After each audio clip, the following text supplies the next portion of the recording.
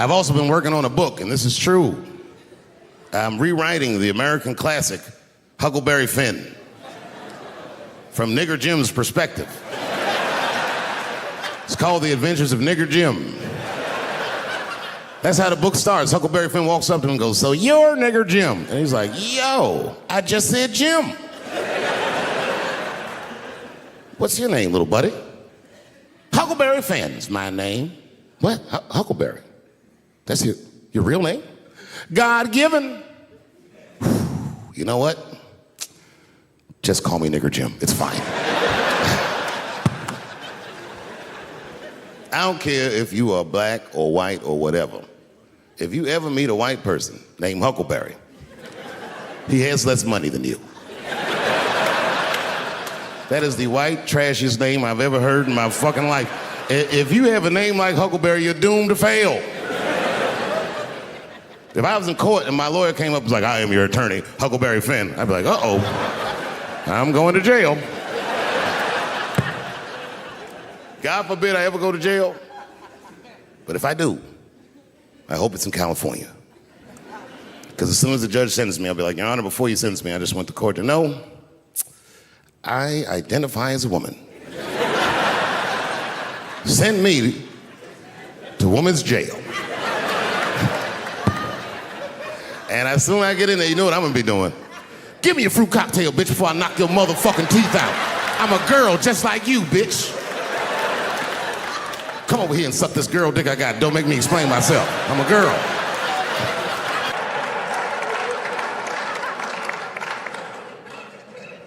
Really, I could do these specials like Steph Curry. I'll be shooting from inside, outside, all night.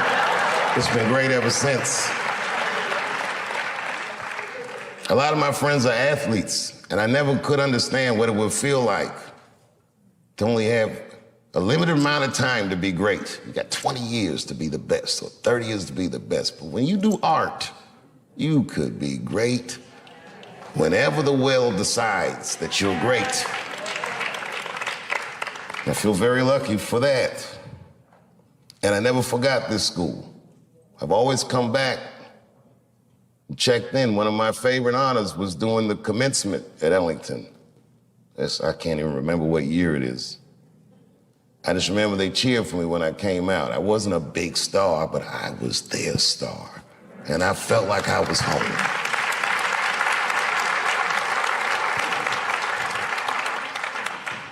After I did Lorne Michaels, after I did Saturday Night Live, Lorne Michaels said something that I gotta share with you. He goes, "You went to Peggy Caford School, didn't you?"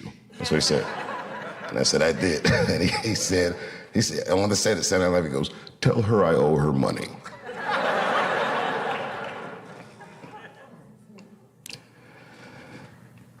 You know, I never asked to have this theater named after me.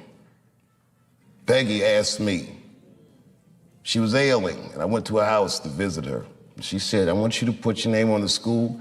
She said, "It will help us raise money for the school." And to me, it was like, I felt like I'm a little young for that, and I'm still kind of using the name, you know what I mean? Let's see what I do with it first. You never know, you know. Like, imagine if OJ named his son OJ Jr. Oh, Dad.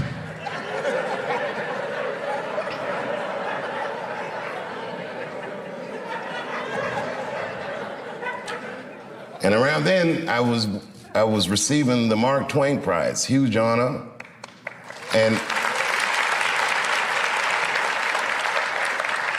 the next day, all the artists that came to honor me, the Bradley Coopers and Chris Tuckers and all these great people, came to Ellington, and they taught master classes for the students. And Peggy Cooper Cafritz, as sick as she was, got out of her bed so she could be with her babies. She never left us. So I did it. Say, you know, whatever you want to do, however I can help, I'll do it. I got to tell you, if you quit a show like Chappelle's show, I don't know if you know what happens to you professionally, but I'll tell you what doesn't happen. They don't just say, "Well, good luck in your future endeavors." With that media, they beat me up. With their power, they tried to make me behave. It takes a strong person to stand out in the cold like that. And I swear to God, so much of the strength I got to do that, the inner warmth I got to do that, I learned in this school and from my friends who helped raise me.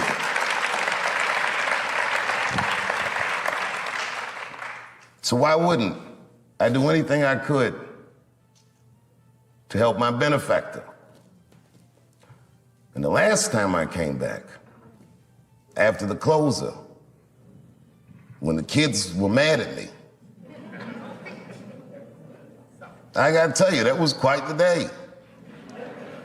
All the kids were screaming and yelling. I remember I said to the kids, I go, well, okay, well, what do you guys think I did wrong? And a line formed.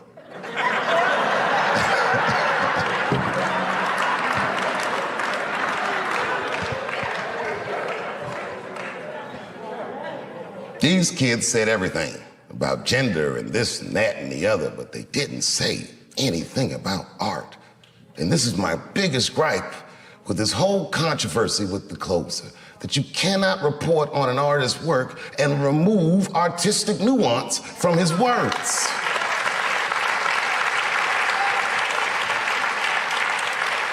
It would be like if you were reading a newspaper and they say, man shot in the face by a 6-foot rabbit, expected to survive. You'd be like, oh my God. And they never tell you it's a Bugs Bunny cartoon.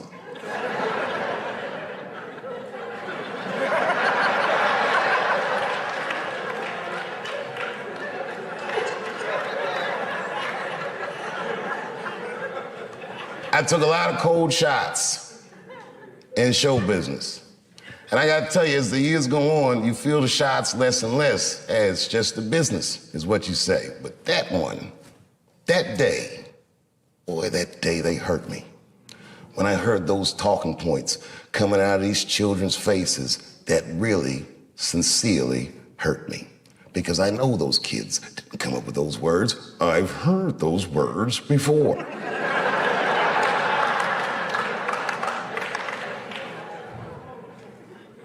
The more you say I can't say something, the more urgent it is for me to say it. And it has nothing to do with what you're saying I can't say. It has everything to do with my right, my freedom of artistic expression that is valuable to me, that is not separate from me.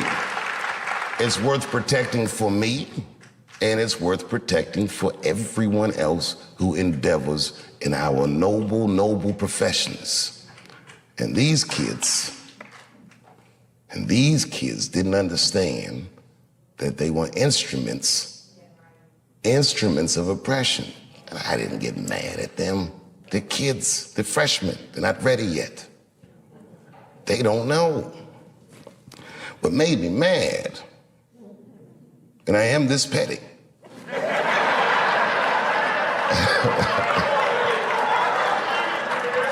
I ain't saying names. One of the kids' mother went on Fox News. And she used to be a student here. I remember her face, but I don't know if she was particularly popular. Anyway.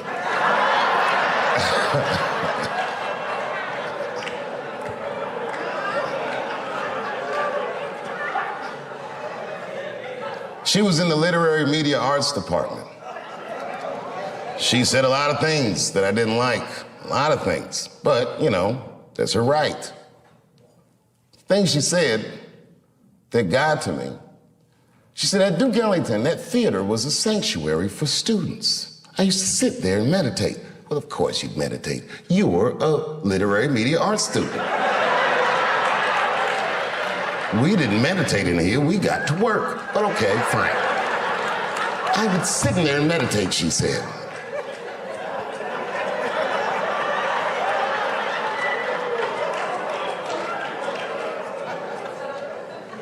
And then she scrunched her face up. She's a beautiful woman, but her face looked hideous the way she scrunched it up. And she said, and just to imagine his name on that theater. How could you do that to those kids?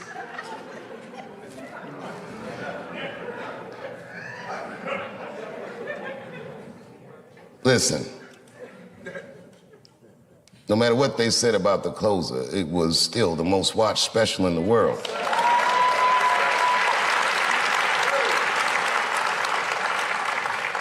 And I am still of the mind, and I say this with all humility, it is a masterpiece, and I challenge all my peers to make its equal. They cannot, I am sure.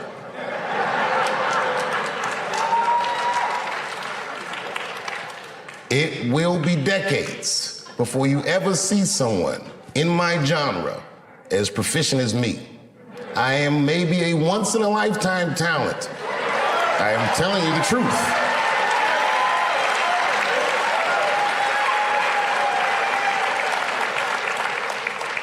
About 3 weeks ago, I saw in the newspaper that they said a man that was dressed in women's clothing threw a pie at the Mona Lisa and tried to deface it. And it made me laugh because I'm like, it's like the closer.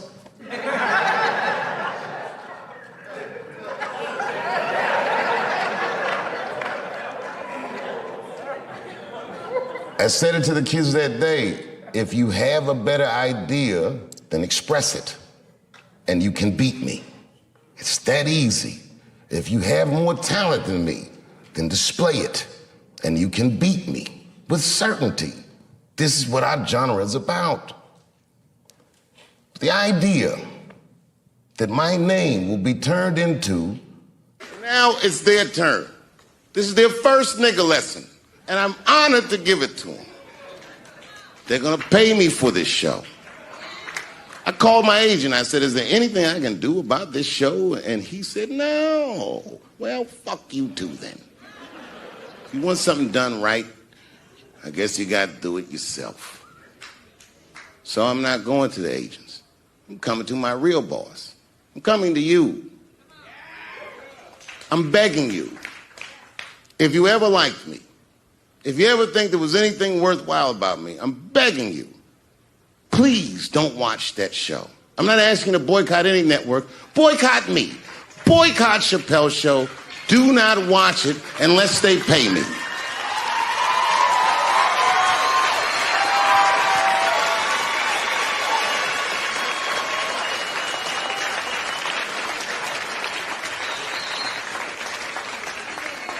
If you're a shareholder at Viacom, then I'm talking to you. Because all that shit that they do to us, well, they do everything for their shareholders. That's what they told me. So if you're a shareholder in that company, tell them it's wrong. And if you don't believe that it's wrong, then fuck you too. You should know what's in the hot dogs you eat. Now, there's probably a bunch of people at Comedy Central and Viacom and all these places that have no idea what I'm talking about.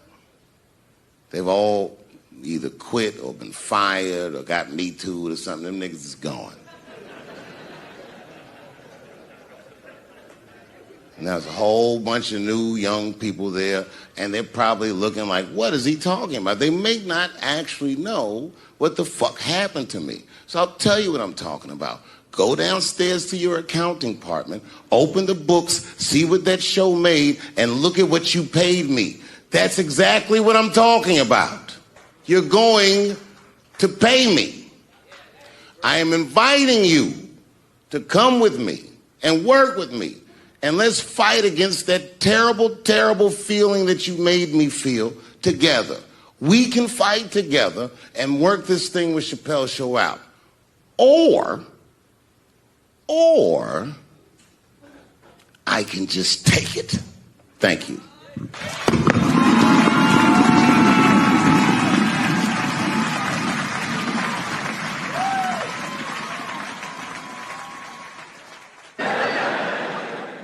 Somehow we worked it out so that they gave me an early enrollment, and I left Eastern within weeks of that. And I came to Duke Ellington, and it was better than I could have ever imagined.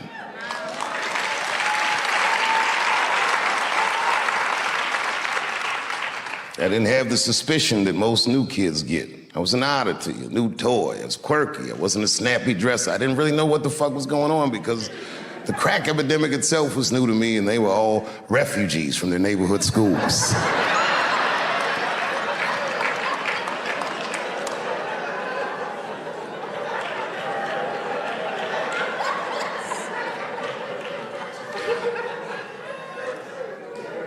morning, we would have our academic classes, and then in the afternoon, we would have our arts classes. It was a long school day. We started 8:30, we wouldn't leave here till 5, sometimes 5:30, whenever they saw fit.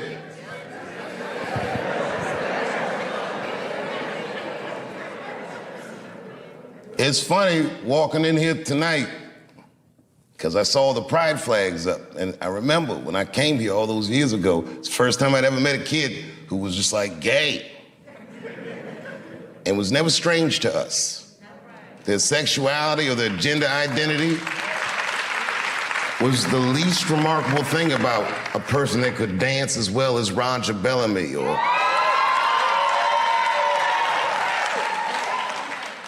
there was no distinction between any of that. Everybody was weird in their own way.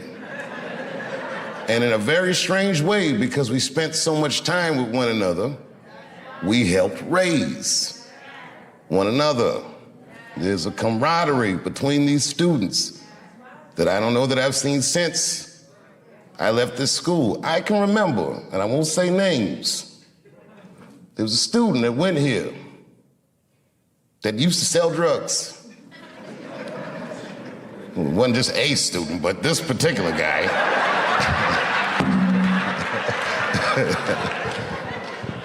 This particular guy did the cardinal no-no on the streets. He did what they call not making your roll, which meant that he got some drugs on consignment and he didn't pay whoever gave him the drugs back. And whoever gave him those drugs had declared, "I'm gonna come to that school and I'm gonna kill you," he said. And my man was scared. And the word got around school that the goons was coming. And by the time the goons showed up, every dude that went to this school, gay, straight, whatever the fuck, was all standing out front. They said, "You have to kill all of us." And who was in front of all of them? Roger Bellamy with some leg warmers on like this.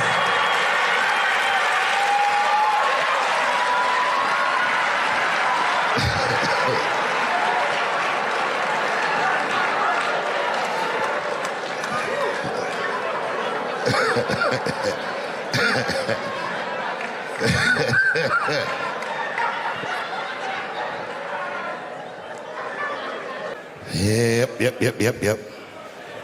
Yeah, the handicaps are the new people I punch down on.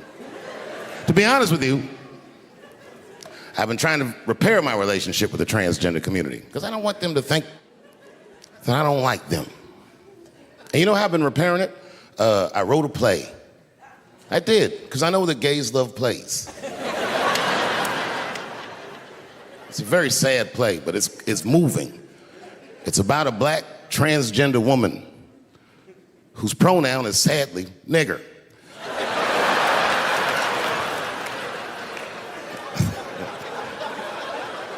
It's a tearjerker.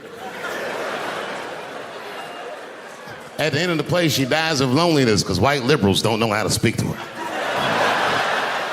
Sad. Started making friends that are still my friends to this very day, lifelong friends. As I get older, I appreciate my teachers more and more. But to tell you the truth, I appreciated them then. Teacher salary is, not necessarily what it should be.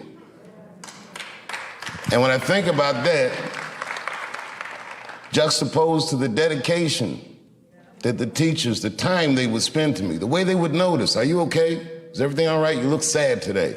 Any little thing, like a family member would. And they fostered an environment of almost absolute trust, like your parents. There's 2 lectures that I got at school that changed the way I do comedy, that turned a light switch on. It was 2 teachers. Donald Lease.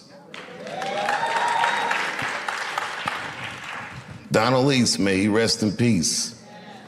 Maybe one of the single best educators that I've ever met in my life. He had a demeanor about himself that demanded excellence from his students. He would tell us incredible stories that I didn't believe. He claimed in one class The song Killing Them Softly was about him. I was like, nah, nigga, not you. He told me he knew Donny Hathaway and Roberta Flack and all these people, these DC legends. He's a humble man, but he really demanded excellence. And he gave us a lecture once on a concept called polarization. Polarization meaning the idea that if you can make everybody look at the same thing at the same time, that their rational mind will decrease and their emotional response will increase. He said that's how audiences work, that's how mobs work, that's how you make a person lose themselves in the crowd. I got it. As he was saying this, he would hold a staple in his hand. It was a good lecture. He said, everyone focus on the staple, and then he would explain to us what polarization is as we're all looking at the staple, and then he'd scream, ha! And everyone would jump, oh! And he said, what you scared of? Oh, shit, that works. Do you know why Prince, the famous rock star that was a friend of mine, do you know why he called himself the artist when he came back? He calls himself the artist because that's what they call us in our contracts. Oh, these contracts are crazy. You should hear the terminology they say in these contracts. To use your name and likeness in perpetuity throughout the universe. Who the fuck could possibly know what that means? Nobody does. It's so complicated, in fact, that when you're a kid like me, you have to hire somebody to tell you what that means. And you sit down at a table and you do the contract game. And that's how I got with Comedy Central. I signed the contract. But I signed the contract the way that a 28-year-old expectant father that was broke signs a contract. I was desperate, I needed a way out, and it wasn't good money, and it wasn't good circumstances, but what else am I gonna do, I said. And all these white people sitting at that table told me, trust us, Dave, it's a good contract. And I looked around the table, and they all seemed to agree it was a good contract. But what if it was like that game of three-card Monte? What if they were all friends and I didn't know it? And the bag of money was Iceberg's money in the first place. And ever since he did that lecture, I listened in his class intently. He was one of the only guys that I would always get straight A's from because I worked very hard, not to get his approval, but to avoid his disapproval. When we were coming up, they had a thing called juries. I don't know, do they still do juries? Juries is when all the department heads give you a piece to work on and they sit there and they make you perform the piece, and the criticism is brutal. We were kids. We didn't understand that they were preparing us for a hard world ahead. If you wanted a profession in art, they would tear us to shreds. The stress of a jury, and man, I never practiced. Because I didn't want to act. At an improv class, a teacher named Geraldine Gilstrap told me that I should stop doing funny pieces. And I should try to stretch myself artistically. And maybe I had more in me than comedy. And at the time, I took offense to that. So because she said that, after school that very night, I went to the comedy club. For the first time, I signed the list, and I waited, and I got on, and I killed it. Killed it. Must have been 35 years ago, night after night. I killed it. I'd show up and I ended up doing something that no one had ever seen before, including myself. Maybe Prince is the only other guy that I've seen do this, where he just quit something that was popular when you're at the very top of it. Lucky for me, when I quit, I went to Africa, so there was a media storm that I didn't hear. By the time I got back, everyone was just looking at me crazy. That was a very difficult decision to make, The entire world told me I was crazy, but I was sure I was being true to myself and to something that I learned at Ellington.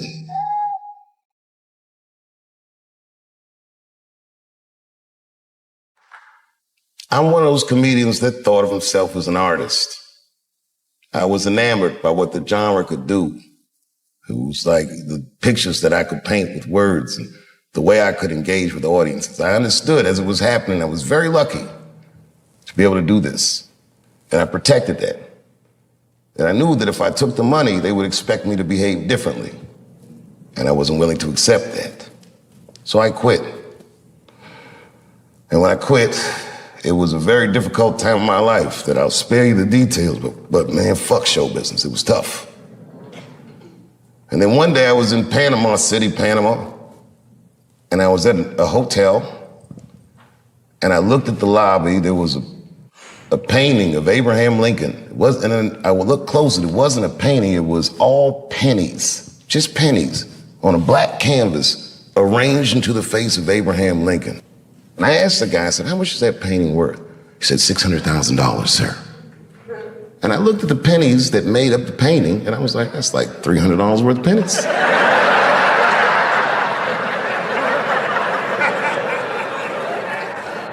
A light bulb went in my head. I realized the value of art. Some of the biggest wars and crimes and scandals in history were financed. The depth of art. Art is a powerful commodity. And artists, you're good at it. Never behave. It's a commodity. It's tough though.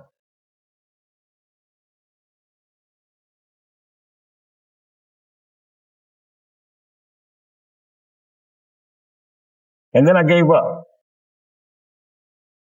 I said, oh, that's all they is. And I accepted the fact where I thought I was going to have is over. But I started to rediscover just my art for its own sake. I go to comedy clubs, and I work for way less money than I ever had, and I enjoy it more than any of the work I ever did. Probably the best work I'll ever do. So honest. It was so sincere. There was no media. There was no studio. There was no scrutiny. Just me and the crowd. And I did it night after night, slowly but surely felt. And then suddenly people started to notice. All started saying, Chappelle has a tour of the year. Did a thing. And then the year after that. Then the year after that. And then, Lauren Mike asked me to do Saturday Night Live. And it wasn't just like he asked me. He's caught me. I didn't even know it. Gave me the whole long speech. All right. And I read some book about Lauren Michael start Saturday Night Live. And I read the speech that he gave Richard Pryor when he wanted him to host the show. And I said, holy shit, that's the same shit he said to me. Then I did this. There was an enormous amount of pressure. It's been 12 years since I've been on television. Since I didn't talk to the media. And I remember I signed my Netflix contract on my way to my mark for the monologue. If you do live television, it counts down every second, 30 seconds, 22 seconds. Oh, man, you better not get triggered. 10, 9, 8, 7, 6, 5, 4, 3, 2, 1. I walked out on that stage. It was natural. It was nothing. It was easy work. Got an Emmy for that one too. First Emmy I won. And when I walked on the stage, after being on the pole for so long, for the first time when I walked on the stage, I'm like, damn, nigga, I just made it.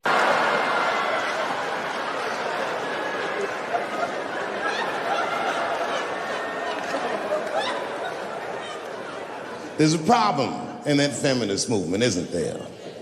From its inception in America, there's always been a racial component. When Susan B. Anthony was having that meeting and Sojourner Truth's black ass showed up, read your history books. All them white women asked Sojourner Truth not to speak. They didn't want to conflate the issues of women's rights and slavery. But you know how black bitches are. Sojourner Truth went up there anyway.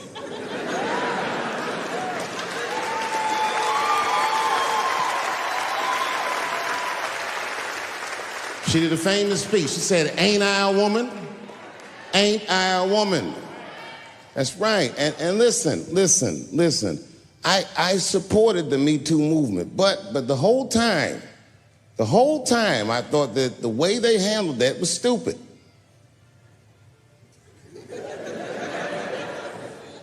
It was white. It was like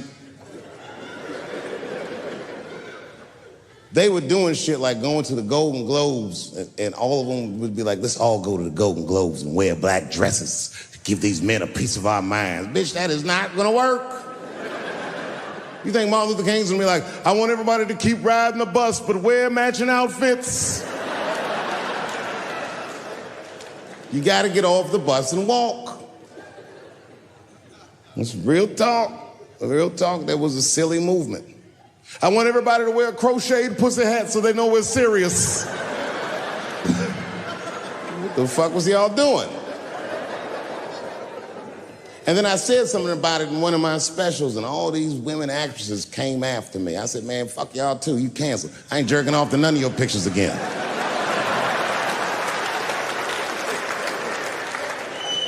They were like, "Who is he to tell us anything?" I'll tell you exactly who I am. I'm the one that got off the bus and left $50 million on the bus and walked.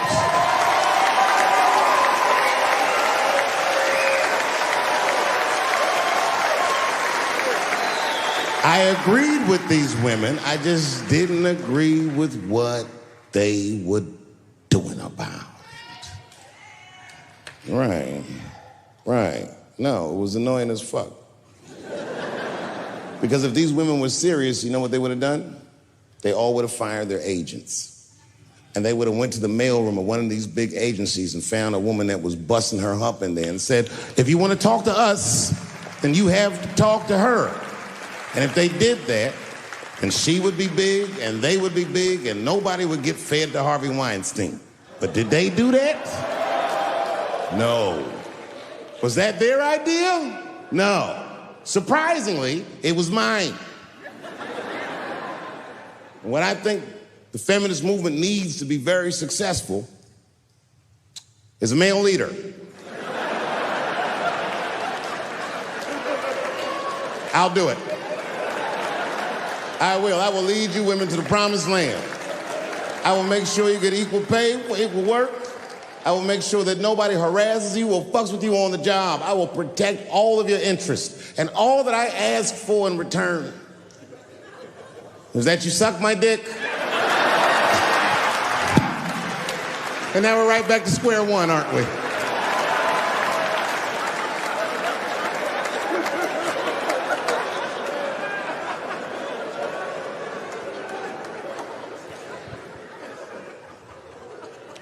And now we get to the core of the crisis.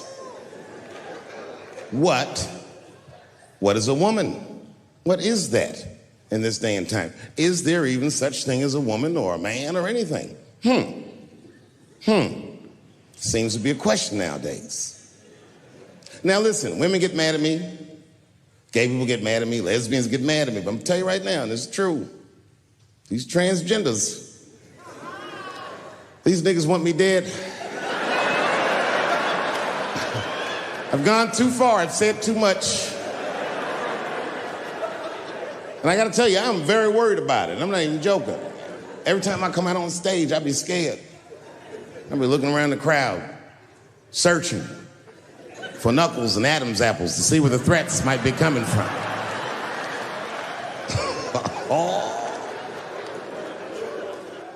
A nigga came up to me on the street the other day. He said, "Careful, Dave, they after you." I said, "What?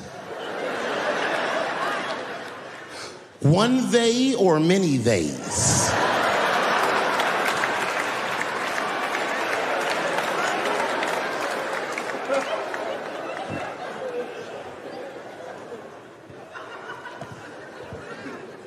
Before I even say anything about that community, you must know, and I hope you all feel the same way, I am not indifferent to the suffering of someone else. There's laws, the mean laws in our country. North Carolina passed a law once that said a person in North Carolina must use the restroom that corresponds with the gender they were assigned on their birth certificate. No, no, no, no. No, that's not a good law. That's a mean law. No American should have to present a birth certificate to take a shit at Walmart in Greensboro, North Carolina, where the baby shot and killed a motherfucker.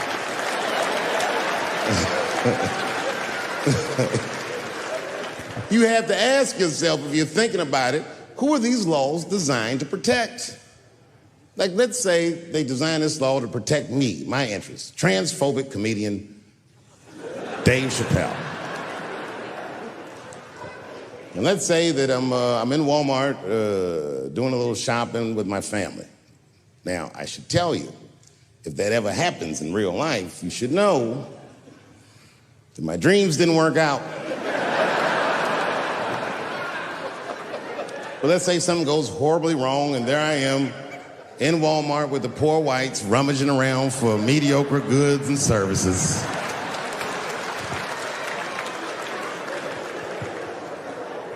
And then I gotta go to the restroom. So I excuse myself from my family. I go to the men's room. Now I'm standing at the urinal taking a leak. And this is what this law is gonna do. And suddenly, a woman walks into the men's room. I'm gonna be like, that's strange. And then she stands shoulder to shoulder with me at the urinal. I'm gonna be like, bitch, what's going on with you? And then she hikes her skirt up and pulls a real live meaty dick out. And what do you think I'm gonna say? Thank God she's in here with me.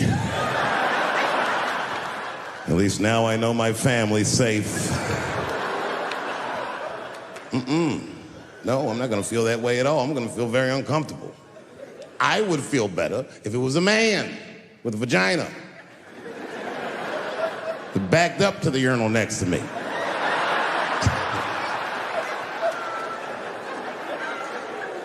I wouldn't even think about that. I'd just be like, that's funny. This guy is peeing out of his butt for some reason. Oh my God, he must be a veteran. Thank you for your service.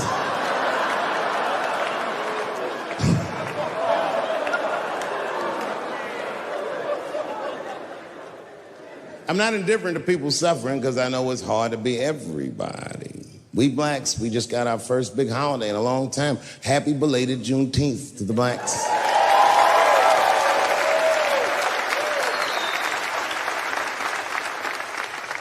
Juneteenth is a strange holiday, isn't it?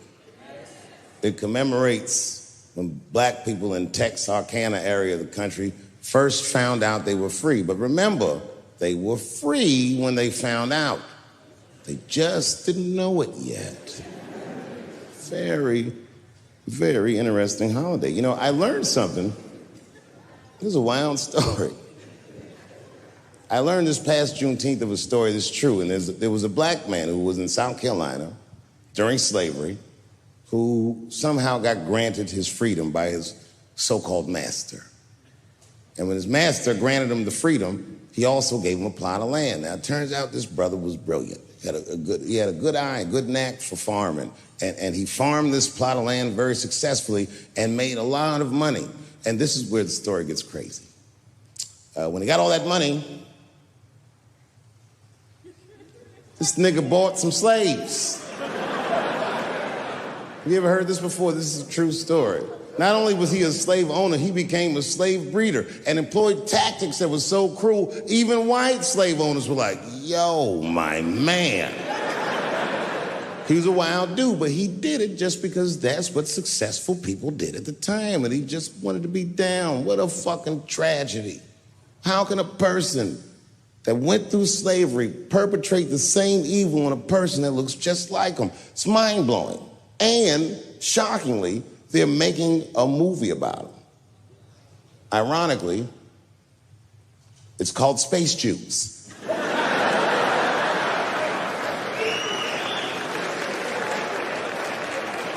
Space Juice.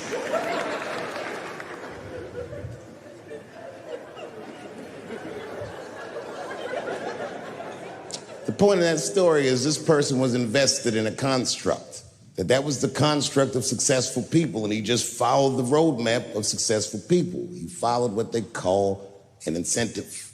Now, everyone struggles, but I'm very invested in the gender construct, personally, because I'm a man with kids and a wife, and I like that warm, wet, soft pussy that my wife has. This does not mean that I feel like another point of view can't exist. I was doing a nightclub in Oakland 16 years ago, and this is the first time that the trans community ever got mad at me that I knew about. And I was nobody. I just quit Chappelle's show. It was like a nothing hole-in-the-wall club, and I was doing some transgender jokes in Oakland. It was 16 years ago. My pronoun game was not as nice as it is today. I went too far. I said things like tranny and shit. I didn't know these words were bad, and a woman stood up and just gave me the business, started screaming at me, and I'm sure it was a woman, but she kept calling me transphobic and all this shit. I'd never even heard these words before. It's really weird. I didn't trip. I just gave security the look like, get that bitch out of here. I kept it moving. And then she went to the press, and the next day, one of the gay papers wrote all the same things she had said to me about me in the paper. Misquoted the jokes and was calling me transphobic. And again, all these words, I'd never heard them before, but every time that I talked with anybody from that community since, they always repeat the talking points from that article. My least favorite of which being, and I hate this phrase, they say I was punching down on them. Punching down. The fuck does that mean? Now fast forward, it's 2019. I'm in a restaurant in Ohio, a very nice restaurant. It's Thanksgiving week. And to be honest, it's not a very nice restaurant, but it's a nice restaurant if you're a white person from Ohio that's never been anywhere before. Picture Chili's.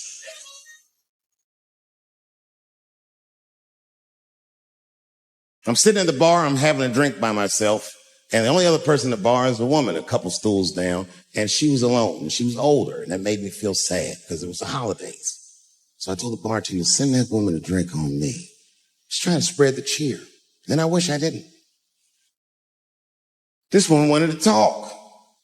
She wasn't mean, she was nice, but she just wanted to talk about shit that, a nigga that's trying to get drunk, don't want to hear about this bitch remodeling her bathroom, and I'm sitting there trying to be polite. Oh, subway tiles, word. But then she hits a lick, piqued my interest. She says, my daughter is coming home for the holidays. Oh, that's great news. I'm glad you're not going to be alone. Then she goes on and on about how great her daughter is. I guess her daughter got a new agent, and she's out in Hollywood. She's in movies and on television and all this stuff. And as she's telling me this, I'm thinking, this woman is so sweet. She probably doesn't even know who I am or what I do for a living. Because I know.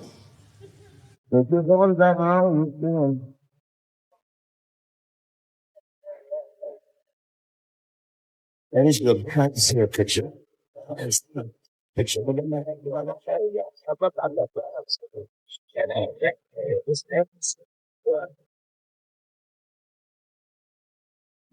She's very beautiful.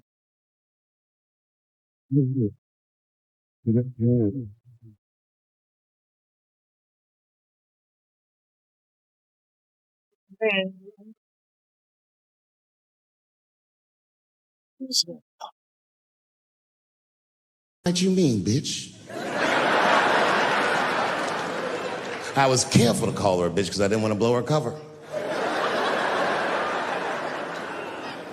Turns out she wasn't hiding.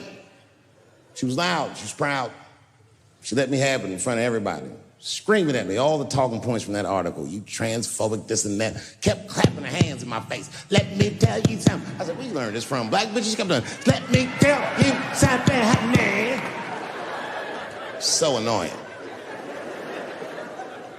She kept calling transgenders her people. Isn't that weird? My people this, my people that. I said, what do you mean your people? Was y'all kidnapped in Transylvania and brought here as slaves?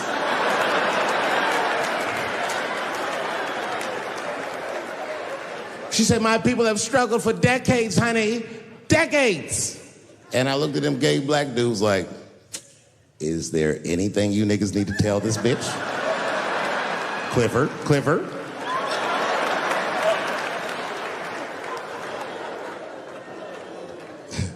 I'm exaggerating. She's actually a very nice person, and I'm cool with her now, but boy, that shit got on my nerves. And it got on my nerves because whenever someone says that to me, I know they've never seen me for themselves. They just repeat what they've heard. Any of you who have ever watched me know that I have never had a problem with transgender people. If you listen to what I'm saying, clearly, my problem has always been with white people.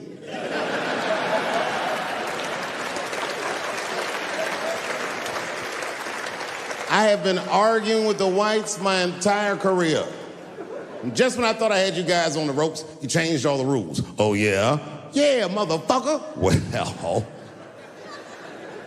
I'm a girl now, nigger, and you must treat me as such.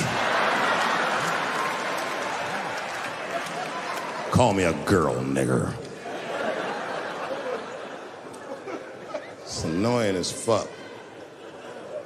No. Go back tonight after the show. Watch every special I did on Netflix. Listen to everything I ever said about that community. I'll go through them. I said, how much do I have to participate in your self-image? I said, you shouldn't discuss this in front of black people. I said, I know niggas in Brooklyn that wear high heels just to feel safe. I asked you, why is it easier for Bruce Jenner to change his gender than it is for Cassius Clay to change his name?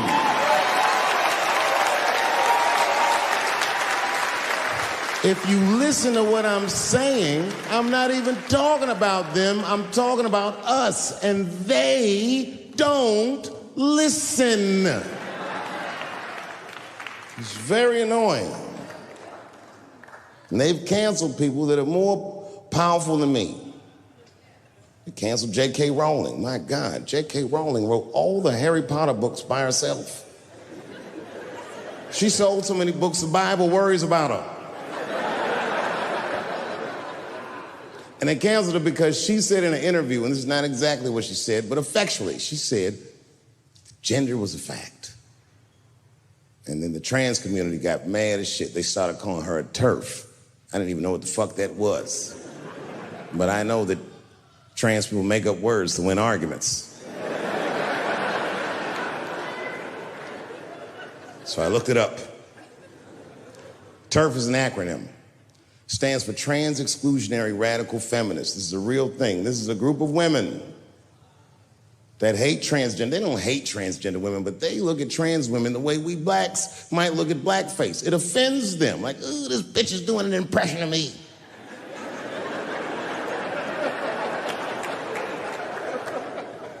Now, I shouldn't speak on this because I am not a woman, nor am I a trans. But as we've established, I am a feminist. That's right.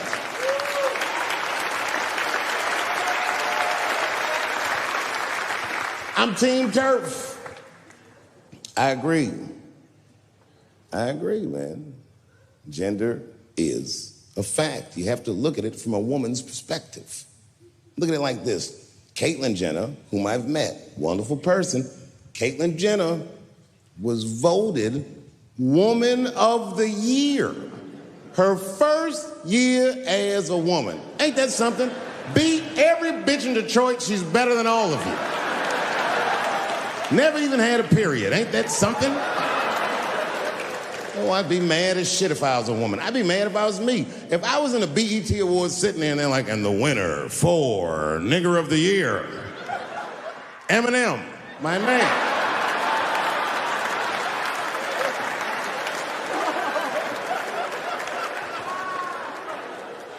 Gender is a fact. This is a fact. Every human being in this room, every human being on Earth had to pass through the legs of a woman to be on Earth. That is a fact. Now, I am not saying that to say that trans women aren't women. I am just saying that those pussies that they got You know what I mean?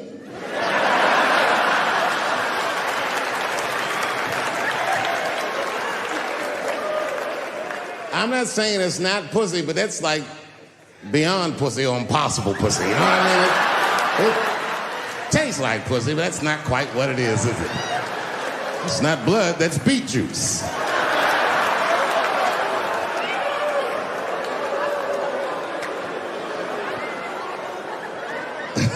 Oh, buddy, I'm in trouble now.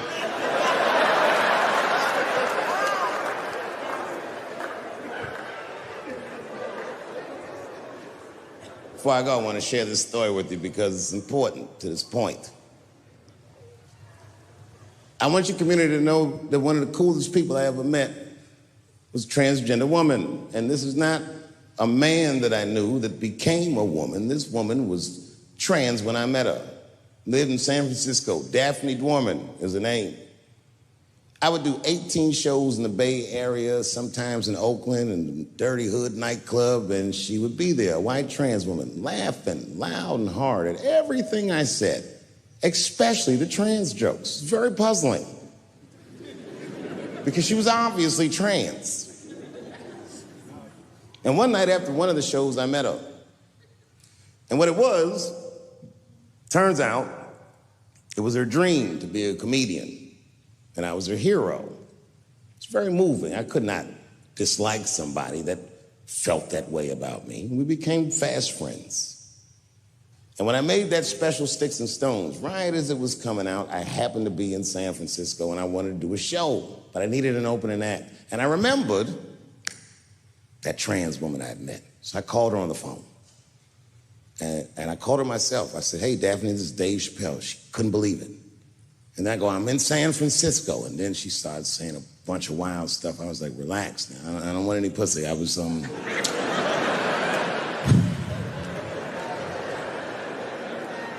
was calling because I'm doing a show and I need an opening act. And I was wondering if you'd open the show. And she was like, "Fuck yeah." Now, I didn't know this at the time, but this woman had only done stand-up comedy 8 times in her life. This is little to no experience. And now she's about to open a show for what many call the GOAT.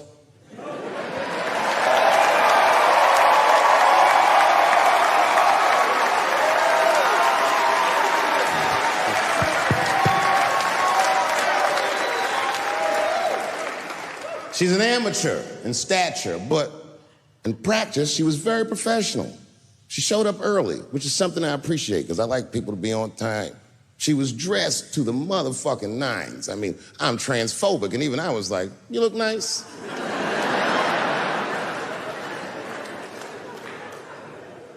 Went up on the stage with all the swag of a professional comedian, grabbed that mic and walked right down the middle and looked at the crowd like a gangster. Man, you should have seen her work. This bitch bombed for 45 minutes straight. And I am not exaggerating, young man. That show was terrible. Stunk.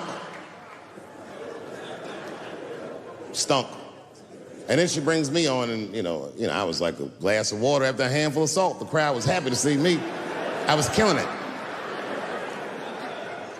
But here's what impressed me. Any other comedian I've ever seen, if they had bombed as bad as she did, would have snuck out of the back of the theater and went home and cried or something. And she didn't do that. Not only did she not leave, she found a seat right up in front.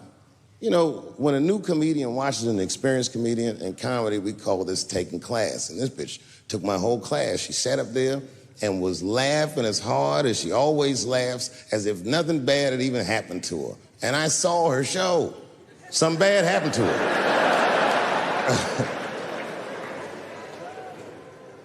She was drunk. So she starts talking to me while I'm on stage, but the way a person would talk to a television when they were alone. She was talking to me like that. That didn't bother me because I knew her, but the crowd didn't like that shit at all because she sucked. And a guy in the back of the room stood up, and Daphne's hair was dyed blonde at the time, and the guy screamed out, and his energy felt wild as fuck. He said, "Hey, Daphne!" And everybody kind of clamped, like got tense. We didn't know if it was a heckler or active shooter. And he said, "Does the carpet match the drapes?" Yeah, it was fucked up. The whole crowd kind of groaned because it was so, like, mean. Everybody groaned, except for Daphne. She kind of laughed, which was weird. And she didn't even look all the way back. She said, "Sir, I don't have carpets. I have hardwood floors." Just like that. Just like that. And boy, when she said that shit, it blew the roof off the place. Cut through all the tension. With that one joke, she made up for 45 minutes of a stinker of a show. And after that, she could do no wrong. And I kept on rocking. She kept on talking to me. And then the show became something cooler than a show. It became like a conversation between a black man and a white trans woman, and we started getting to the bomber shit. All them questions that you think about, that you'd be afraid to ask, I was just asking them, and she was answering them, and her answers were funny as shit. The crowd was falling out of the chairs. And at the end of the show, I go, "Oh, Daphne," I said, "well, that was fun." I go, "I love you to death, but I have no fucking idea what you're talking about." The whole crowd laughed, except for Daphne. Now she looks at me like I'm not her friend anymore. Like I'm something bigger than me, like I'm the whole world and a guy. And she said, "I don't need you to understand me." I said, "What?" She said, "I just need you to believe," just like this, she goes, "that I'm having a human experience." She said it. The whole crowd kind of gasped. And I gave the Fight Club. I said, "I believe you, bitch." Because she didn't say anything about pronouns. She didn't say anything about me being in trouble. She said, "Just believe I'm a person and I'm going through it." You know, I believe you because it takes one to know one.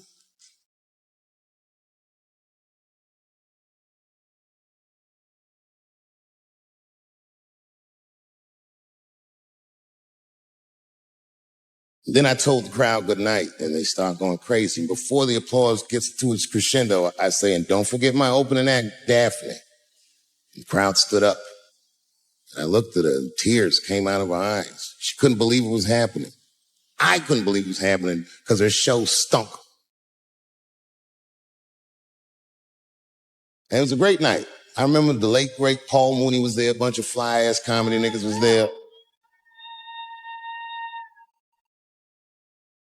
And we all went backstage and was just drinking and talking shit and laughing. And Daphne stole the room. She had everyone cracking up, spinning the yarn. Telling us stage stories about 15 years ago. We all laughing real hard. And she's telling us, "What the hell am I?" Oh my God, she is. Before the song, I said, "It was hilarious." I didn't know that when you were on stage. Give some thing wrong, but I don't know. Plus, it's down this hand as if I'm focused on something now. I think you said, "Well, see, yeah."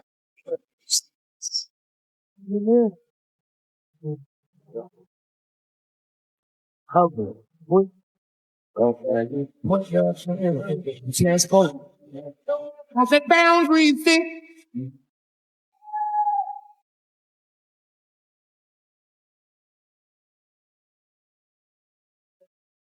You sit those stand down. A lot of people in the trans community, it's still, hell, they're very young. What? What? Everything I read.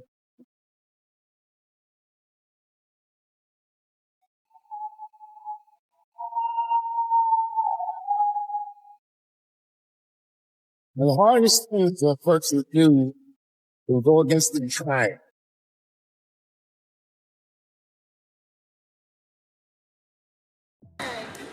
Almost 24 years ago was the last time I was on this stage, in this room. I was taping my first 1-hour special. It's called Killing Them Softly.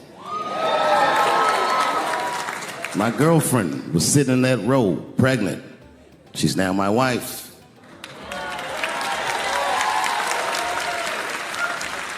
The baby that she was carrying, my first child. I smoke weed with that nigga now.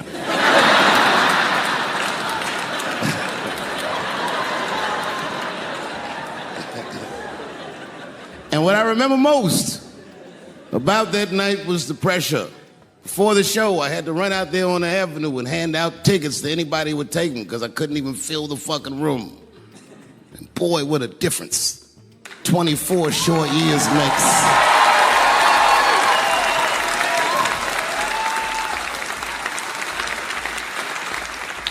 And right before that time, my father had died. He never lived to see me do it. And when he died, I was inconsolable.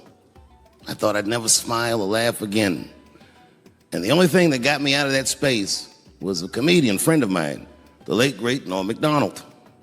That's right. Shout out to Norm. And what Norm did, which I'll never forget, is he knew that I was the biggest Jim Carrey fan in the world. Now, I'm not going to go all into it, but Jim Carrey is talented in a way that you can't practice or rehearse. What a God-given talent. I was fascinated with him. And Norm knew that. And he called me up and he goes, Dave, he says, I'm doing a movie with Jim Carrey. Do you want to meet him? And I said, fuck, yes, I do. And it was the first time I could remember since my father died being excited. And the movie was called Man on the Moon. I didn't know any of this. And in this movie, Jim Carrey was playing another comedian I admired, the late, great Andy Kaufman.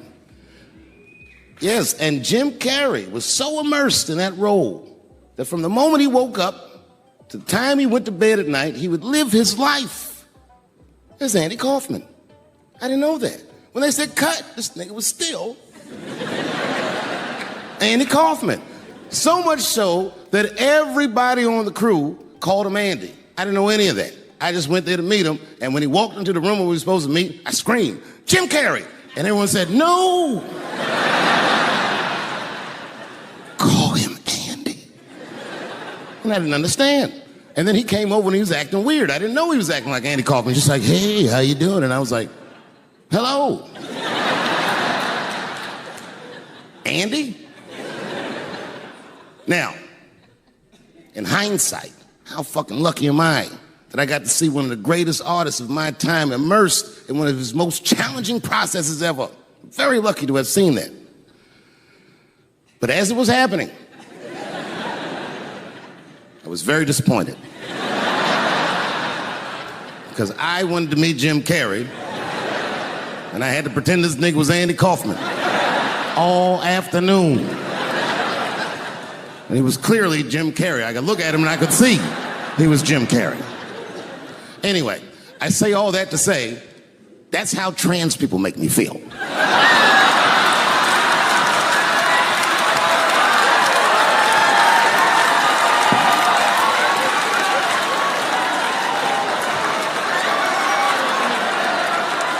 Here we go. Now, if you guys came here to this show tonight thinking that I'm going to make fun of those people again, you've come to the wrong show. I'm not fucking with those people anymore. It wasn't worth the trouble. I ain't saying shit about trans people. Maybe 3 or 4 times a night, but that is it. Tired of talking about them. And you want to know why I'm tired of talking about them? Because these people acted like I needed them to be funny. Well, that's ridiculous. I don't need you. I got a whole new angle. And you know what I said? That's all I said. First of all, I'll tell you right now what I said. And I will tell you that this was not a joke. It's a true story. And I just happened to tell it. All right, what happened was I went to a gallery party, all right? I don't know who in here has ever been rich before, but these are very nice parties. Wine and cheese and ball of conversation. And there was a few eccentric types, one of which was a very wealthy man that happened to be wearing a dress. I don't know what you call him, man. It was a tranny or a drag queen, perhaps. Whatever it was definitely a man. And this man was definitely on drugs. I don't know what kind of drugs he's on, but I knew he had too much. He didn't look good. It's like this. He's like, he looked sick. And all his friends were standing around him, concerned, trying to revive him. I don't know whether it looked like some kind of gay CPR. There was fanning and shit.